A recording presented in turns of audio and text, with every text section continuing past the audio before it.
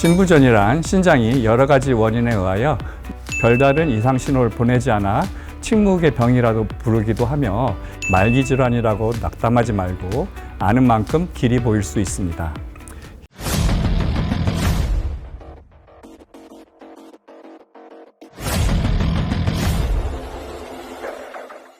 안녕하세요. 가천대 길병원 신장내과 정우경 교수입니다.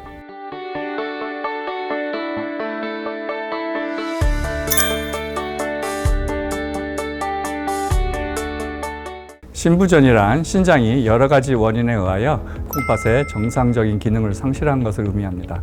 급성 콩팥병의 경우에는 증상이 급속도로 심각해지면서 잘못하면 신장 쇼크로 인해서 사망에 이르기도 하지만 대부분 일시적 현상이며 치료 후 신장 기능을 회복할 수 있는 데 반해 만성인 경우에는 신장 기능이 서서히 저하되면서 신장 기능을 회복할 수 없는 상태에 이른다는 점이 다르며 적절한 시기를 놓치게 되면 손상이 누적되어 말기 신부전에 이르게 되어 투석이나 신장 이식까지 받아야 하는 상태가 되는 위험한 병입니다.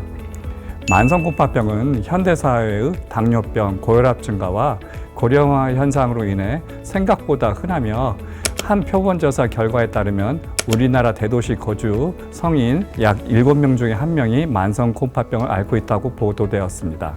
문제는 콩팥은 기능의 50%를 상실할 때까지도 별다른 이상 신호를 보내지 않아 침묵의 병이라도 부르기도 하며 심각한 상태가 돼서야 발견되는 경우가 많다는 점입니다.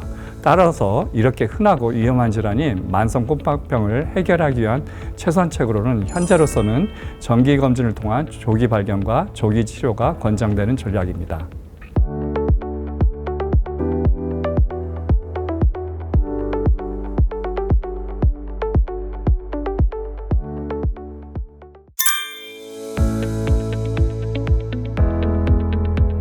콩팥 기능이 10에서 15% 이하로 저하되면 콩팥을 대체할 수 있는 치료를 준비하기 시작해야 합니다. 치료 방법으로는 투석과 이식이 있고 투석에는 혈액투석과 복막투석이 있습니다.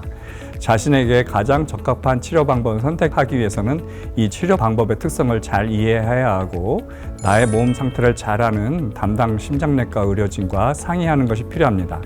말기 질환이라고 낙담하지 말고 아는 만큼 길이 보일 수 있습니다. 혈액투석이란 투석기와 투석막을 이용해 혈액으로부터 노폐물과 과잉 수분을 제거하는 방법입니다.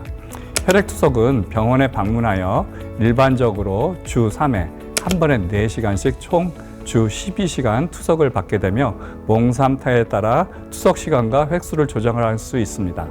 혈액 투석을 위해서는 이를 위해 미리 혈관 수술을 통해 자가 동정맥 또는 인저혈관 등의 혈관 통로를 만드는 게 필요합니다. 또한 복막 투석이라는 것도 있습니다.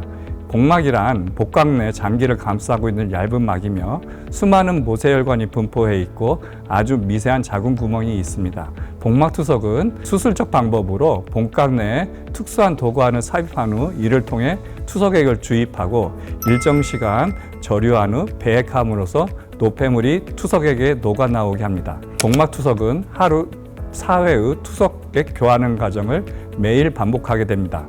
투석 과정을 병원에서 교육받은 다음 집에서 환자 스스로 시행하여 자율성을 가질 수 있다는 특징이 있습니다. 투석이라는 과정을 중단할 수 있는 기회로 콩팥 이식이라는 치료 방법이 있습니다. 정상적인 콩팥을 수술적으로 옮겨 자기 몸에 심어 콩팥병이 걸리기 전과 같은 상태로 되돌아가는 것입니다. 수술과 추후 관리가 잘 된다면 현재로는 가장 이상적인 치료 방법이라고 할 수 있습니다. 그러나 병이 없는 상태와 다른 것은 이식 후 거부 반응을 막기 위해 면역 억제제를 지속적으로 복용해야 한다는 점입니다. 또한 공여자를 구하기 어려운 단점이 있지만 이렇게 성공적인 이식을 하게 된다면 투석 치료와 비교하여 자유로운 신체 생활, 식이요법의 제한이 비교적 적어 말기 콩팥병의 궁극적인 치료를 볼 수 있습니다.